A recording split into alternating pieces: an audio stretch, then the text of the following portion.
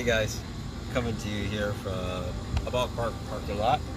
I'm making this video and to thank Racer Flash Products for sending me this handy dandy hatch pull. He's a proud sponsor of Keep 500, and I'm gonna show you guys, make a quick video showing you guys how to install it, how easy it is. All right, this is what you do.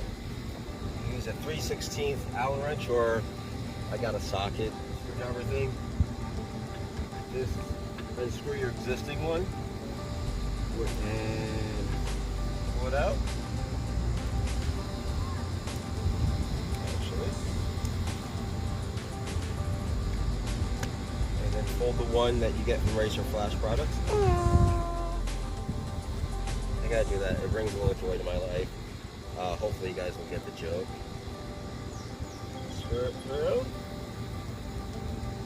And then just bolt it back in.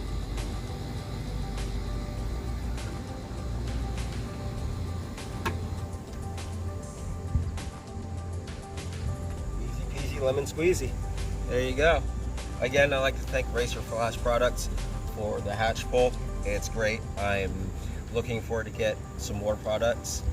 And that's it. Until next time, remember, keep it 500.